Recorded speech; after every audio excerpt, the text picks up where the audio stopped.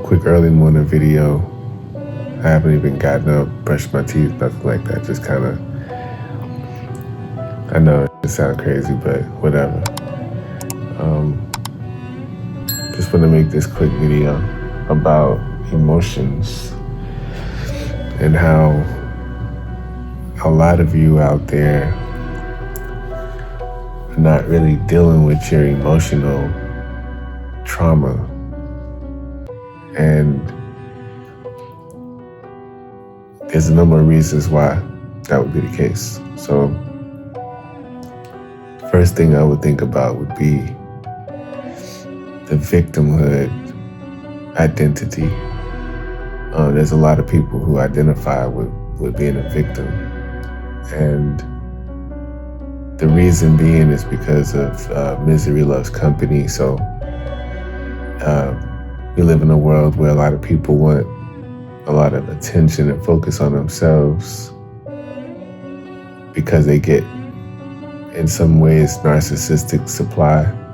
They may not even be narcissists fully, but there is something called narcissistic supply, which deals with someone wanting to get a lot of attention from other people. But it's really because they don't pay proper attention to themselves, and because of that, they neglect themselves. So they always feel like they're at a deficit unless they're pulling some energy from somebody else. So you'll notice a lot of narcissists are victims. These are the biggest people who are always talking about somebody did them wrong. And it's almost like they never did anything wrong in their life. It's always everybody else. And there's a lot of people falling victim to that now, to become a lifelong victim. All they do is talk about their trauma.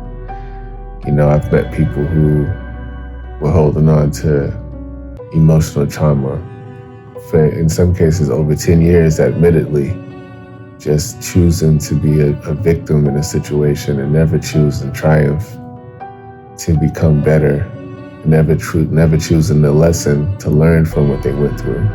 But just anyone who will listen and who will coddle them in their victimhood, they would gravitate to, and they would live their life in pursuit of more of an audience to trade war stories and be a victim in it. Never ever discuss what they've been through in their lives in a way of enlightenment, that they've learned or grown or healed from anything. So I think a lot of people are choosing not to deal with their emotional trauma because they found something called narcissistic supply, where it feels good to them to extract the energy from other people just by sharing their stories and playing the victim. They're not strong enough or bold enough to try to be something different. In their mind, they see the world through a negative, pessimistic perspective, and they're only looking for more people that see the world the way that they do, so that they can feel like they finally fit in and that there's nothing wrong with them because there's something wrong with everybody. And so they make a lot of generalizations in their conversations. Listen out for these type of things. When you're talking to people, it doesn't matter what type of relationship it could be. It could be a working relationship. It could be anything. But when you hear people constantly trying to generalize and trying to make it seem like everyone is a certain way, only because they're saying that they're that way, and in their mind they convince themselves that everyone is the same, just like them, and they seek connectivity with people who are traumatized and people who are of a lower level vibration because they only know that. And everyone wants to live the good life, but they associate the good life with external things, and they don't realize that the good life is being a good person and doing the good things, such as healing and growing and forgiving. And then if you do that on the inside, you'll probably look around and you'll see good things on the outside. But a lot of people don't want to do that because the victimhood feels good to them. That's all they know. The other reason I would say that people don't want to deal with their emotional trauma is because there's no cookie cutter template or magic bullet to solve an individualistic problem that was created by an individual who is very unique, like none other. Every single one of us are different people. And so the internet, social media, influencers, people like that would make you want to believe that you just do this, whatever this template is, and that you'll be healed. And so you hear all the normal things such as, meditation, working out, changing your diet, thinking differently, maybe even getting help if you need to go externally to some other human being to talk to kind of figure out how to admit to yourself what you've done.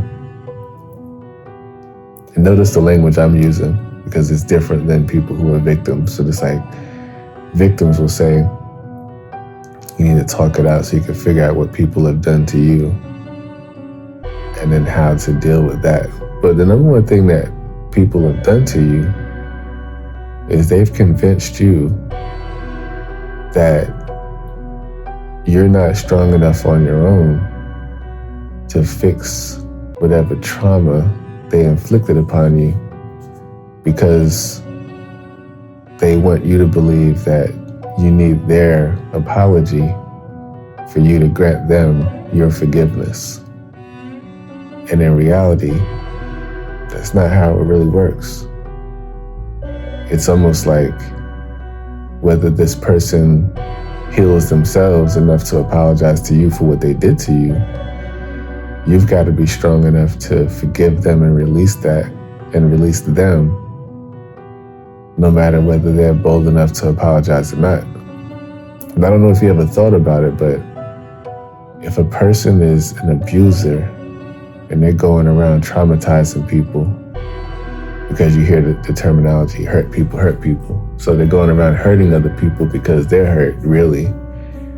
They position themselves like they're big and bad, but in reality, they're really small and weak. And if that type of person was to slip into your life and then to abuse you, and hence, try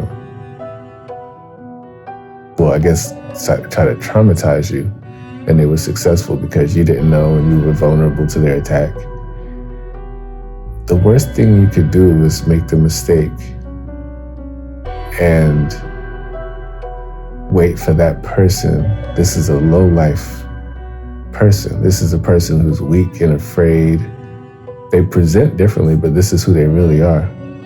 And you think that that kind of person is going to come back to you and apologize to you, when in reality, that person is a victim in their mind. So this is why they go and victimize other people, because once again, they make generalizations. And those generalizations are things that make them feel like everyone is the same. What's up? I can smell noodles. You smell noodles? Yeah. Really? Yeah. You want noodles? No, I want oatmeal. Okay, I'm gonna make you some in just a minute, okay? Okay, but can I lay with you? Yeah, if you want to. Come here. I'm gonna go get my blanket. Okay. Anyway, I gotta, go back to being a father. It's early in the morning. But I'll say this in closing. Hurt people. And if someone's hurt, they're not in their strongest form. People who are in their strongest form, they'll come back and they'll apologize because they know that they want to be right and they want you to be right. When they're not in their strongest form, they will never do it. And if you want to be waiting for that kind of person to apologize to you, it's a strong possibility that you will be a lifelong victim don't do it. So we'll keep this one short and sweet. It's time for me to be the man and the father that I am. So I would tell you all, like, comment, subscribe, share. Peace.